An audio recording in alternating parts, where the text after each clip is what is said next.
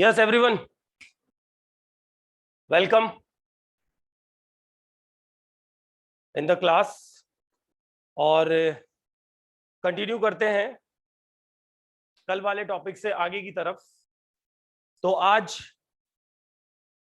Chemistry और उसमें भी ऑर्गेनिक केमिस्ट्री में हम लोग डिस्कशन कर रहे थे नॉमेनक्लेचर वाले चैप्टर का। नॉमेनक्लेचर, हाँ जी, नॉमेनक्लेचर ऑफ ऑर्गेनिक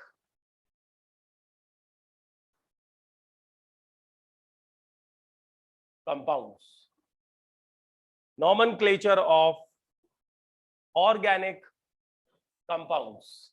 और इसमें मैंने आप लोगों को दो सिस्टम मेजर बताए थे जिनसे ऑर्गेनिक कंपाउंड्स का नॉमेनक्लेचर हम करते हैं। उनमें से एक सिस्टम पिछले वीडियो में, पिछले लेक्चर में हो चुका है, ट्राइवियल या कॉमन नेम कैसे दिया जाता है ऑर्गेनिक कंपाउंड्स को, वो आपने देख लिया था।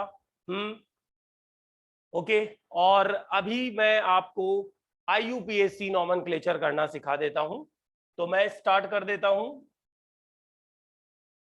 IUPAC nomenclature system।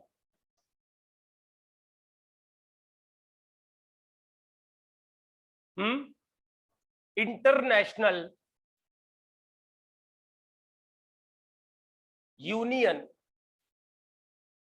Of pure and international union of pure and applied chemistry, ये इसकी फुल फॉर्म हो गई IUPAC की। ये एक कंप्लीट नॉमेनक्लेचर बताती है सारे कंपाउंड्स का IUPAC, और ये पूरे वर्ल्ड वाइड, हाँ पूरे वर्ल्ड में, हम ये नहीं कहेंगे कि केवल इंडिया लेवल पे, पूरे वर्ल्ड में ये वैलिड है। ठीक है, तो ये वाला नॉमेनक्लेचर सभी तरह के कंपाउंड्स पे एप्लीकेबल है। ट्राइवियल जो है वो कुछ कंपाउंड्स पे ही एप्लीकेबल होता था।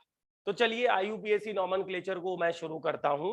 IUPAC में हमें कुछ गाइडलाइंस को फॉलो करना होता है नॉमेनक्लेचर करते वक्त, कुछ रूल्स हमें फॉलो करके चलने होते हैं, वो मैं आपको सिखाऊंगा। पर एक प्रॉपर पैटर्न मैं आपको पहले बता देता हूं। एक कॉमन पैटर्न IUPAC का क्या है वो आपको ध्यान रखना है। इसमें एक तो लिखा जाता है वर्ड रूट। क्या लिखा जाता है? वर्ड रूट लिखा जाता है, प्लस प्राइमरी सफिक्स।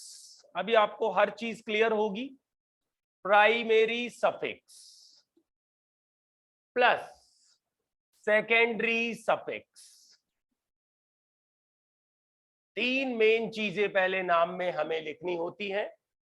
जब भी हम ऑर्गेनिक कंपाउंड्स का नॉमेनक्लेचर करेंगे IUPAC, तो हमें तीन चीजें मेनली लिखनी है: word root, primary suffix and secondary suffix. Suffix का मतलब तो मैंने आप लोगों को पिछले वीडियो में भी बताया था, अनुलग्न, जो बाद में लिखा जाता है। वर्ड रूट मूल शब्द, वर्ड रूट का मीनिंग क्या है? मूल शब्द। प्राइमरी सफिक्स जो पहला अनुलग्न, सेकेंडरी जो दूसरा वाला अनुलग्न। बच्चों, सेकेंडरी सफिक्स लिखा जाता है मेन फंक्शनल ग्रुप के लिए। किसके लिए? मेन फंक्शनल ग्रुप के लिए। प्राइमरी सफिक्स लिखा जाता है किस तरह का हाइड्रोकार्बन चेन है। सैचुरेटेड है तो एन, अनसैचुरेटेड डबल बॉन्ड वाली चेन है तो इन, और यदि ट्रिपल बॉन्ड है तो आइन। ये सफिक्स आपको पता है। एन जो है वो सैचुरेटेड हाइड्रोकार्बन एल्केन के लिए, और इन एल्कीन के लिए, और आइन जो है वो एल्काइन के लिए। ठीक है, प्राइमरी सफिक्स आपने देख लिया। Secondary suffix main functional group के लिए लिखे जाते हैं। मेन फंक्शनल ग्रुप के सेकेंडरी सफिक्स की एक अभी टेबल में आप लोगों को बताऊंगा कि उनके सफिक्स आपको क्या क्या यूज में लेने हैं। वो टेबल आपको ध्यान रखनी होती है। ठीक है ना स्टूडेंट्स? हम लोग जिस एग्जाम की तैयारी कर रहे हैं उसमें हमारे ऑर्गेनिक केमिस्ट्री वाले चैप्टर्स में नॉमेनक्लेचर पूरा का पूरा काम आएगा। प्लस एग्जाम में नॉमेनक्लेचर का सवाल आता है, प्लस एग्जाम के अंदर जो ऑर्गेनिक रिएक्शंस आपको दी जाती है उसमें कई बार स्ट्रक्चर ना देकर नाम दे दिया जाता है, तो इसीलिए हमारे लिए थ्री टाइम्स नॉमेनक्लेचर वाले चैप्टर की इंपॉर्टेंस है, इसीलिए हम इसको शुरुआत में पहले कंप्लीट कर रहे हैं। ये बात मैंने आपको पिछले वीडियो में भी बताई, ये मैंने आपको इस लेक्चर में भी बताई। तो एक कॉमन पैटर्न तो ये हो गया आईयूपीएससी का। अच्छा, इसके अलावा हमें आईयूपीएससी में इस पूरे नाम से पहले, भाई ये नाम तो बन चुका है, नॉमेनक्लेचर तो हो चुका है ना, नाम से जस्ट पहले हमें नेम ऑफ सब्स्टिट्यूएंट लिखने होते हैं। क्या लिखते हैं हम? Name of substituents. सब्स्टिट्यूएंट्स का क्या मतलब है? प्रतिस्थापी। जैसे alkyl substituent methyl, ethyl, propyl, जैसे हैलोजन सब्स्टिट्यूएंट हैलाइड्स, फ्लोरो, क्लोरो, ब्रोमो, वो नाम से पहले लिखे जाते हैं। Name of substituent with their position in alphabetic order.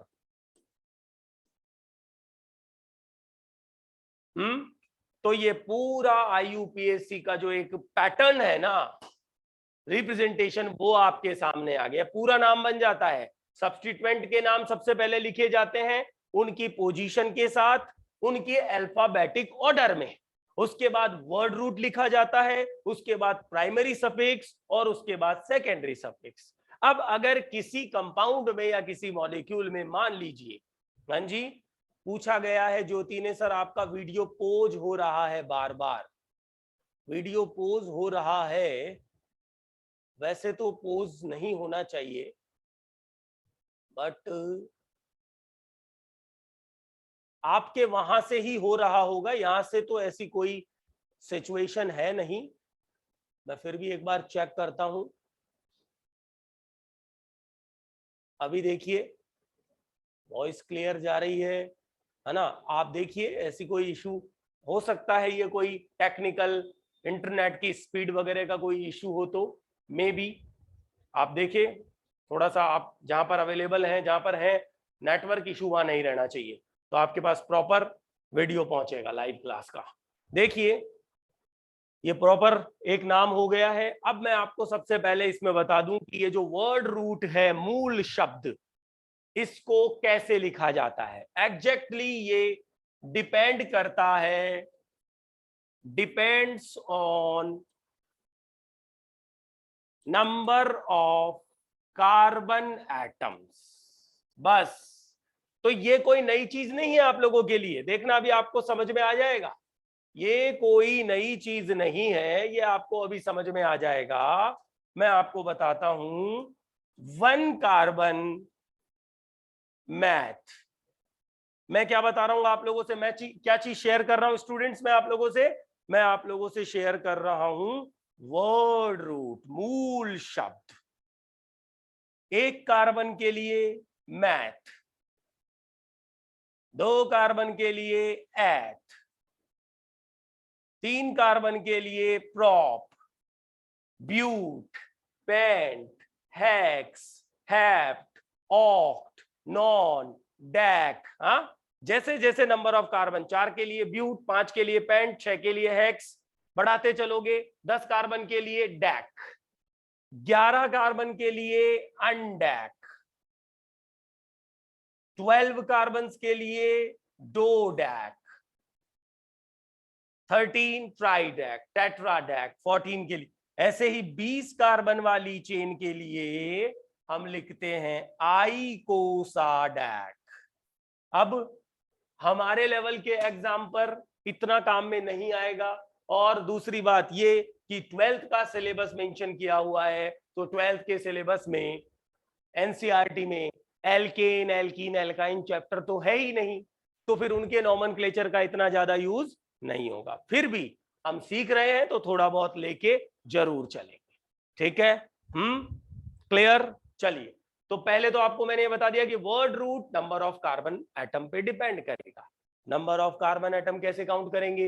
वो हम पेरेंट चेन प्रिंसिपल चेन हम सेलेक्ट करेंगे, जो IUPAC का पहला रूल आप पढ़ते हो, जो 11th क्लास में भी आप पढ़ के आ रहे हो। तो मैं आपको अभी वो भी सिखाऊंगा, पर पहले मैंने आपको एक ओवरऑल पैटर्न बताया। Word root number of carbon atom पे डिपेंड करेगा। प्राइमरी सफिक्स वो डिपेंड करेगा सैचुरेटेड है अनसैचुरेटेड है। सेकेंडरी सफिक्स वो डिपेंड करेगा फंक्शनल ग्रुप कौन सा है, उसका सफिक्स मैं आपको अभी टेबल बता दूंगा। नेम ऑफ सब्स्टिट्यूएंट नाम से पहले जाएंगे, सब्स्टिट्यूएंट्स आपको अभी देखना सीख जाओगे आप जैसे जैसे आप इस लेक्चर में आगे बढ़ोगे। वर्ड रूट आपने सीख लिया, ये सारा एक ओवरऑल नेम बनाना आपने सीख लिया है IUPAC। अब मैं एक एक करके कंपाउंड्स की तरफ बढ़ता हूं। तो IUPAC को भी हम दो कैटेगरी में क्लासिफाई कर लेते हैं। IUPAC नेम को भी हम दो कैटेगरी में क्लासिफाई कर लेते हैं। एक हाइड्रोकार्बन, जिसमें केवल कार्बन और हाइड्रोजन प्रेजेंट हो। दूसरा हाइड्रोकार्बन डेरिवेटिव, जैसा पिछले लेक्चर में हम लोगों ने ट्राइवियल में भी किया। मेरी बात समझ रहे होंगे। IUPAC नेम को मैंने दो कैटेगरी बना ली है, इनको दोनों अलग अलग कंपाउंड्स में हम देखेंगे IUPAC नाम बनाना। Hydrocarbon, hydrocarbon derivative. डेरिवेटिव में फंक्शनल ग्रुप आ जाते हैं, हाइड्रोकार्बन में कोई फंक्शनल ग्रुप नहीं रहता है, एल्केन एल्कीन एल्काइन चलते हैं। सबसे पहले आपको लेके चलते हैं IUPAC नेम ऑफ हाइड्रोकार्बन। मैंने आपसे क्या कहा था पिछले लेक्चर में भी, मैंने ये कहा था कि एक कॉमन नॉमेनक्लेचर आपको सारे चैप्टर्स में जो अलग अलग आप पढ़ते हो यहीं पे तैयार करवा रहे हैं। तो हाइड्रोकार्बन में दो पोर्शन है। पहला straight chain, straight chain hydrocarbon. Straight chain का मतलब क्या होता है? जहां पर लंबी श्रृंखला हो, लॉन्ग चेन हो, कोई ब्रांचिंग नहीं। जैसे कल पिछले वीडियो में हम ट्राइवियल में भी देख रहे थे। अब स्ट्रेट चेन हाइड्रोकार्बन का IUPAC नाम कैसे देंगे? तो पहली बात तो ये सुनो, जब अगर हमने ये लिख दिया कि हम हाइड्रोकार्बन का IUPAC नेम देख रहे हैं, तो कॉमन जो नाम है ना, ये जो रिप्रेजेंटेशन आपने लिखा है कॉमन पैटर्न, इसमें से ये हट गया। क्यों? क्योंकि हाइड्रोकार्बन में फंक्शनल ग्रुप रहेगा ही नहीं, ये हट गया। और हाइड्रोकार्बन में प्राइमरी सफिक्स और वर्ड रूट रह गया।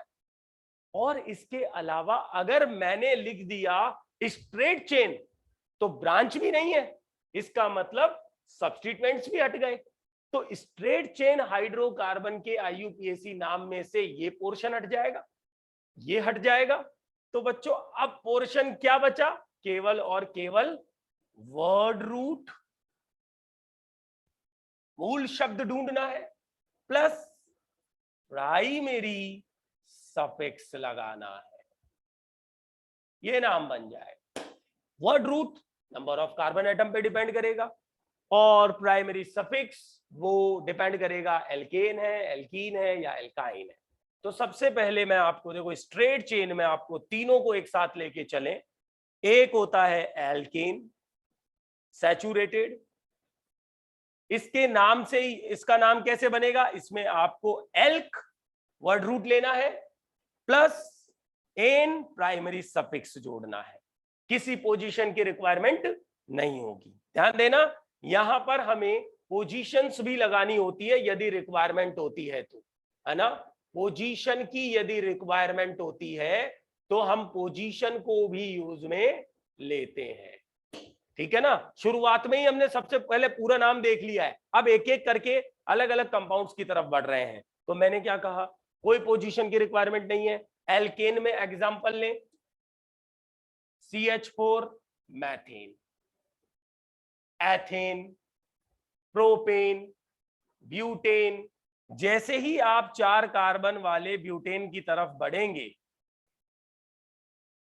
IUPAC के अंदर नॉर्मल वर्ड हटा दिया जाता है। An word is not used, normal word use में नहीं लिया जाता है। तो ब्यूटेन को आप ब्यूटेन ही कहेंगे। सुनो, एक कार्बन के लिए वर्ड रूट हो गया मैथ और आपने सफिक्स लगा दिया एन, मैथेन बन गया। 4 कार्बन के लिए वर्ड रूट हो गया ब्यूट और आपने सफिक्स लगा दिया एन, नाम बन गया ब्यूटेन। ट्राइवियल में आप, ट्राइवियल सिस्टम में आप नॉर्मल ब्यूटेन लिखते थे, जबकि आईयूपीएसी में आप ब्यूटेन लिखेंगे। आ रहा है समझ में? गुड। एल्केन हो चुका है, अब आपको एल्कीन की तरफ, स्ट्रेट चेन चल रहा है, अब आपको लेके चलते हैं एल्कीन। स्ट्रेट चेन में एल्कीन वाले कंपाउंड्स के नॉमेनक्लेचर करते वक्त आपको वर्ड रूट लिखना है एल्क, जो नंबर ऑफ कार्बन एटम पे डिपेंड करेगा, प्लस आपको प्राइमरी सफिक्स यूज में लेना है इन, दोनों को जोड़ देना, नाम बन जाएगा। लेकिन आपको इन की पोजीशन दिखानी पड़ सकती है यदि रिक्वायर्ड है तो। पोजीशन इफ रिक्वायर्ड, यदि जरूरत है तो पोजीशन आपको यहां दिखानी पड़ती है। फॉर एग्जाम्पल,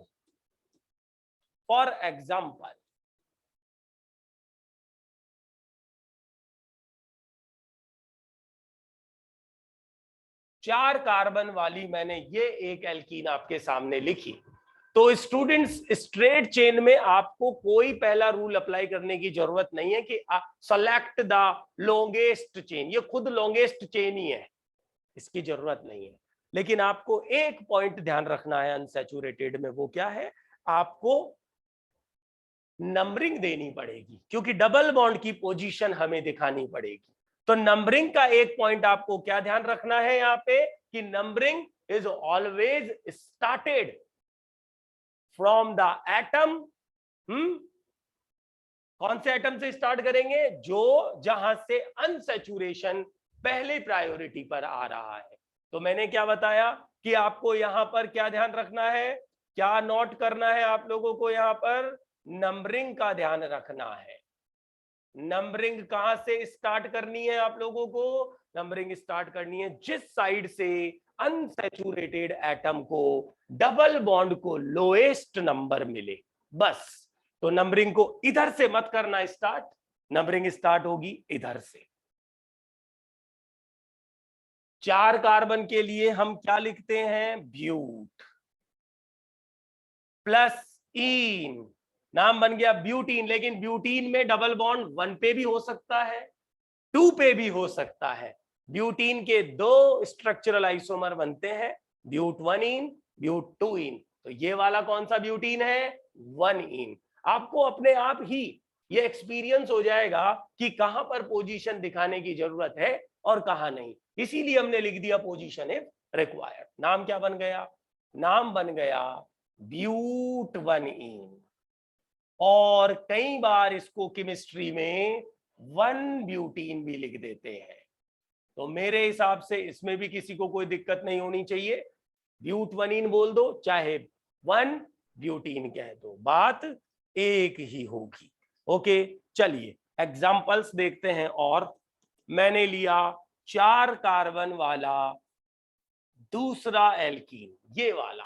अब मैं हाइड्रोजन्स नहीं दिखा रहा हूं, कार्बन की 4 वैलेंसी होती है, 4 वैलेंसी सेटिस्फाई करते हुए आप हाइड्रोजन्स लगा सकते हैं, इसीलिए ताकि आप फटाफट इस चीज को सीख लें। हाइड्रोजन हम नहीं दिखा रहे हैं। इसका नाम क्या बन जाएगा? आप चाहे इधर से नंबरिंग करो चाहे इधर से, कहीं से भी कर लो, 2 पोजीशन पे डबल बॉन्ड रहेगा, नाम बन जाएगा ब्यूट 2 इन।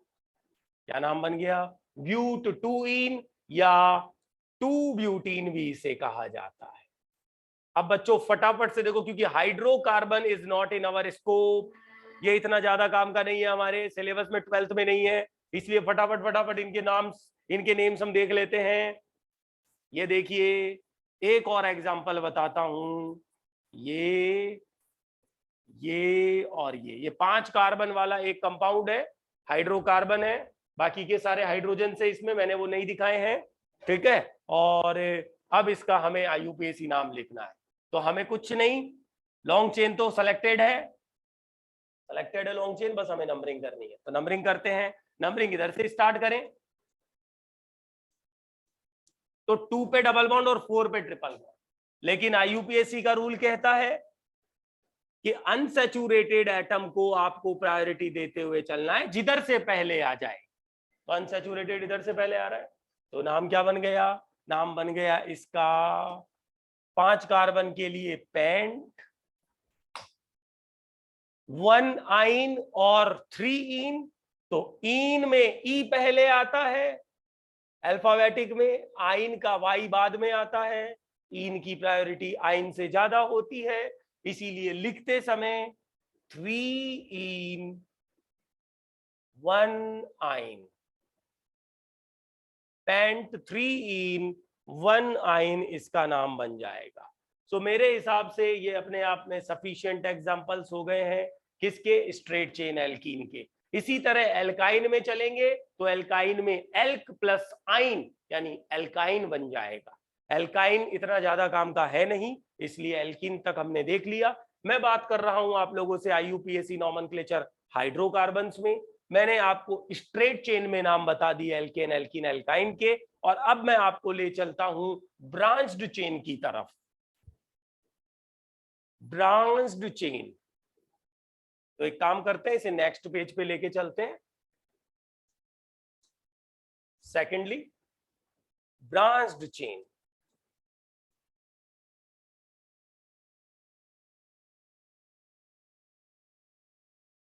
ब्रांच्ड चेन में आपको स्ट्रेट चेन नहीं मिलेगी। फॉर एग्जांपल देखिएगा, जैसे ये 5 कार्बन की चेन, इससे सेकंड पोजीशन पे 2 कार्बन यहां, 1 कार्बन यहां, 1 कार्बन यहां, इस तरह का एक केस मैंने ले लिया। अब ब्रांचिंग में आपको एक स्ट्रेट चेन नहीं मिलेगी। तो आईयूपीएसी का पहला रूल जो आप 11th क्लास में पढ़ के आते हो, आईयूपीएसी का पहला रूल जो आप 11th क्लास में पढ़ते हो, वो ये कहता है कि select the longest principal chain. एक लॉन्ग, सबसे लंबी प्रिंसिपल चेन को आपको सेलेक्ट करना है।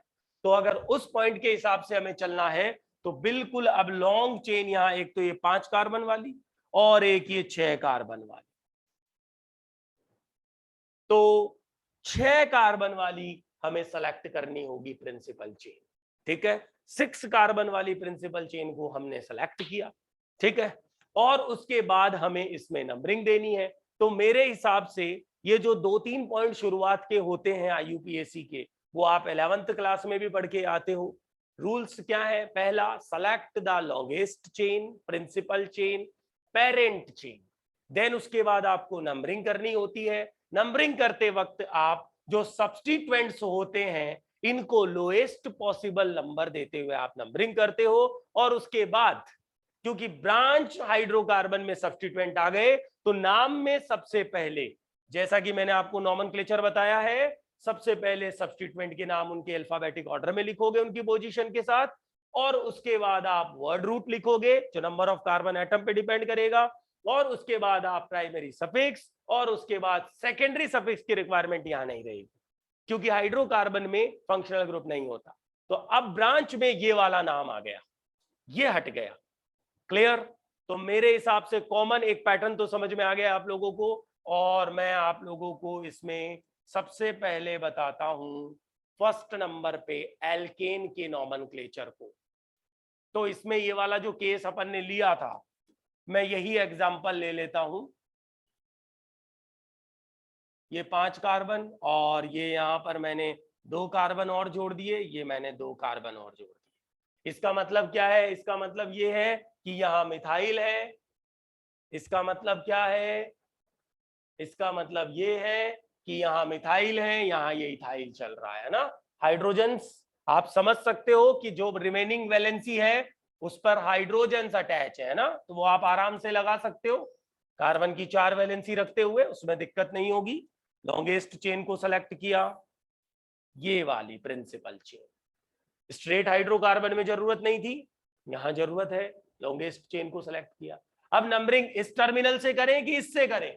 तो इधर से चले तो 1 2 3 4 5, 3 मिथाइल को 3 4 5 मिला। इधर से चलेंगे तो 2 3 4 मिलेगा। नंबरिंग भी समझ में आ गई। नाम क्या बनेगा? 2 3 4 ट्राई मिथाइल। क्यों भाई? सब्स्टिट्यूएंट का नाम है मिथाइल, तीनों सब्स्टिट्यूएंट मिथाइल है, और ट्राई है, 3 है, 2 3 4 पे है, 2 3 4 ट्राई मिथाइल। 6 कार्बन के लिए हम लिखेंगे हेक्सेन। क्या नाम बन गया? हेक्सेन।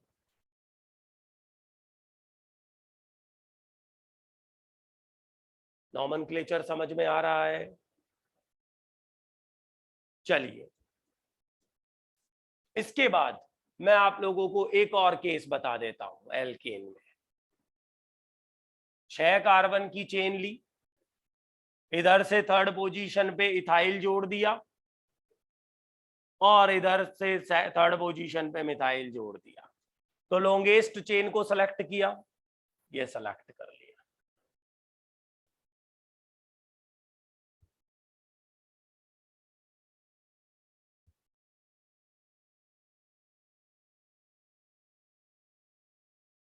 लॉन्गेस्ट चेन को सेलेक्ट कर लिया, ये सेलेक्ट कर लिया। 6 कार्बन वाली लॉन्ग आएगी, ये चाहे इधर चलें चाहे इधर चलें, एक ही बात है। नंबरिंग करते वक्त इधर से इथाइल, इधर से मिथाइल, थर्ड नंबर पे इधर से इथाइल आ रहा है, इधर से मिथाइल आ रहा है। कौन से सब्स्टिट्यूएंट को प्रायोरिटी देंगे? अल्फाबेटिक ऑर्डर में। अल्फाबेटिक ऑर्डर में इथाइल का ई पहले आता है, मिथाइल का एम बाद में आता है। तो नॉमेनक्लेचर में नंबरिंग इथाइल वाले को प्रायोरिटी देते हुए चलना है। उधर से चलेंगे, नाम क्या बनेगा? 3 ethyl 4 methyl hexane. Is it clear? ये नॉमेनक्लेचर हो गया ब्रांच्ड चेन में सबसे पहले एल्केन का। अच्छा, ब्रांच्ड चेन में हमें ये ध्यान रखना है कि ब्रांचिंग पे सब्स्टिट्यूएंट कौन से हैं, लोएस्ट पॉसिबल नंबर देते हुए चलना है, और साथ ही साथ यदि बराबर पोजीशन पे आते हैं तो अल्फाबेटिक ऑर्डर के हिसाब से प्रायोरिटी देते हुए चलना है। क्लियर? अगर मान लीजिए हैलाइड्स आ जाएं, अगर हैलाइड्स एज ए सब्स्टिट्यूएंट आ जाएं, halogen like fluoro chloro bromo iodo, तो स्टूडेंट्स ब्रोमो का बी सबसे पहले आता है, क्लोरो का सी, उसके बाद फ्लोरो का एफ, उसके बाद और आयोडो का आई सबसे लास्ट में। तो अल्फाबेटिक ऑर्डर में सब्स्टिट्यूएंट की प्रायोरिटी हैलाइड्स की ये रहेगी अगर ब्रांचिंग में। लेकिन अभी तो मैं आप लोगों के सामने हाइड्रोकार्बन लेके चल रहा हूं। हाइड्रोकार्बन में तो कोई हैलोजन नहीं, कोई ऑक्सीजन नहीं, कोई नाइट्रोजन नहीं, कोई हेटेरोएटम नहीं, कोई फंक्शनल ग्रुप नहीं, केवल और केवल हाइड्रोजन और कार्बन वाले केस होंगे। तो यहां तो सेकेंडरी सफिक्स की रिक्वायरमेंट ही नहीं है, लेकिन फिर भी एक पॉइंट के तौर पर हमने इसे भी सीख लिया। ब्रांच्ड चेन में हम बढ़ते हैं एल्कीन की तरफ। तो ब्रांच्ड चेन में एल्कीन का मतलब अब आपको प्रिंसिपल चेन, पेरेंट चेन वो सेलेक्ट करनी है जिसमें डबल बॉन्ड कंसीडर होगा। वो लॉन्गेस्ट है तो बहुत अच्छी बात है, और वो लॉन्गेस्ट नहीं है उस कंपाउंड की तो भी कोई दिक्कत नहीं है, आपको डबल बॉन्ड को सेलेक्ट करना होता है। तो ब्रांच्ड चेन एल्कीन का पहला एग्जांपल लेते हैं, 5 कार्बन की ये चेन और यहां कार्बन कार्बन डबल बॉन्ड लगा दिया। तो स्टूडेंट्स इसमें लॉन्गेस्ट चेन तो ये है 5 कार्बन वाली, लेकिन डबल बॉन्ड को कंसीडर करते हुए यदि हम चलें तो लॉन्गेस्ट चेन जो है वो 4 कार्बन वाली है। हाँ, कोई दिक्कत नहीं है, रिकॉर्डेड चल रहा है, चलने दो, वीडियो तो बनने दो, कितने भी स्टूडेंट हो, है ना। 4 कार्बन वाली। तो आपने क्या सीखा? आपने ये सीखा कि यदि alkene, branched chain hydrocarbon alkene का हम आईयूपीएसी नॉमेनक्लेचर कर रहे हैं तो सबसे पहले प्रिंसिपल पेरेंट चेन कौन सी सेलेक्ट करेंगे जिसमें डबल बॉन्ड कंसीडर होगा। डबल बॉन्ड कंसीडर करते हुए आप लॉन्गेस्ट प्रिंसिपल चेन को सेलेक्ट करोगे, और उसके बाद नंबरिंग देना का पॉइंट आता है। आईयूपीएसी में यही रूल होता है, उसके बाद नंबरिंग होती है। नंबरिंग देते हैं और नंबरिंग देते वक्त भी डबल बॉन्ड या ट्रिपल बॉन्ड, एल्कीन और एल्काइन दोनों साथ ले ले। भाई एल्कीन भी सीख रहे हो तो एल्काइन को भी ले लो। एल्कीन और उसके साथ साथ एल्काइन। भाई एल्काइन तो इतने स्कोप में रहते ही नहीं है, एल्काइन इतने ज्यादा स्कोप में नहीं है यूपीएससी के अंदर, ना इनके नॉमेनक्लेचर का सवाल बनता, ना ये ज्यादा काम आते। जो ज्यादा काम आने वाली चीज है वो तो एल्कीन है। नंबरिंग करते वक्त भी हमें प्रायोरिटी डबल बॉन्ड को लोएस्ट पॉसिबल नंबर देके चलना है बस। तो पहला नंबर का जो एग्जांपल आपके सामने लिखा गया है उसका नाम हो जाएगा 4 कार्बन के लिए ब्यूट 1 लेकिन इसकी सेकंड पोजीशन पे जो सब्स्टिट्यूएंट है 2 कार्बन वाला वो है इथाइल। तो नाम क्या बन गया 2 ethyl but 1 is it clear. तो ये हो गया है इस कंपाउंड का आईयूपीएसी नाम। ठीक है, अब मैं आपको एक और एग्जांपल बताता हूं। देखिए सेम केस में मैंने क्या किया, सेम केस में मैंने एक और कार्बन ऐड कर दिया, सेम केस में मैंने एक और कार्बन ऐड कर दिया। ठीक है, और अब इसमें क्या longest chain principal chain select करनी है। ठीक है, देखिए कॉम्पिटिटिव अप्रोच लेके चल रहे हैं, कोई थ्योरेटिकल स्टडी नहीं कर रहे हैं, कोई वहां एग्जाम में रिटर्न में कोई शॉर्ट नोट नहीं बना के आना है कि हम स्टेटमेंट्स लिखने बैठे। हमें सिर्फ फैक्ट्स को सीखना है, कॉन्सेप्ट्स को सीखना है और उन्हें एग्जाम्पल्स पे अप्लाई करना है। कॉम्पिटिटिव अप्रोच तो यही कहती है। हमारे सामने जो सवाल होगा एमसीक्यू बेस्ड होगा, 4 ऑप्शंस होंगे, हमें उसमें से एक सेलेक्ट करना है। आईयूपीएसी का सवाल आएगा तो या तो स्ट्रक्चर बनी हुई आएगी, नाम आपको 4 में से एक सेलेक्ट करना है बेस्ट, या फिर नाम लिख के देगा और 4 स्ट्रक्चर बन के आएगी, उन चारों में से उस नाम से कौन से रिजेम्बलेंस शो कर रही है उसे सेलेक्ट करना होगा। इस हिसाब से हमें कंपटीशन को लेके चलना है। तो ये जो हमारे सामने एल्कीन आई है, ठीक है, इसमें भी प्रिंसिपल चेन डबल बॉन्ड को सेलेक्ट करते हुए चले, चाहे आप इधर चलो तो भी 4 कार्बन, इधर चलो तो भी 4। ऐसी चेन को सेलेक्ट करेंगे जहां कॉम्प्लेक्स सब्स्टिट्यूएंट ना आए, नॉर्मल सब्स्टिट्यूएंट मिथाइल और इथाइल आ गए। नंबरिंग अब भी हमें डबल बॉन्ड को प्रायोरिटी देते हुए चलना है, क्योंकि पैटर्न क्या होता है यूपीएससी का, जरा ध्यान देना। डबल बॉन्ड को सबसे ज्यादा प्रायोरिटी, ट्रिपल बॉन्ड को उससे कम, और सब्स्टिट्यूएंट को सबसे कम प्रायोरिटी दी जाती है।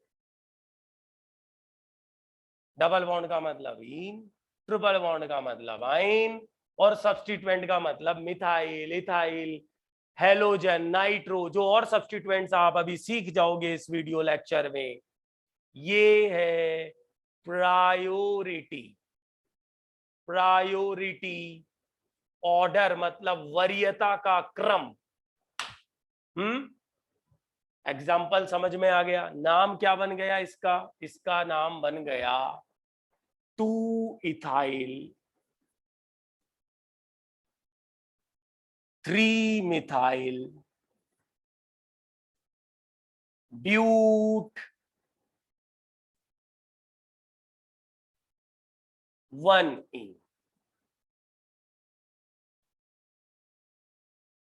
2 इथाइल 3 मिथाइल ब्यूट 1 नाम बन गया। सफिशिएंट है, सफिशिएंट है, एल्काइन के ज्यादा केसेस नहीं बनते हैं। अब आप ऐसा करो, अगर ये वीडियो बार बार पोज हो रहा है आप वेट करो एक बार,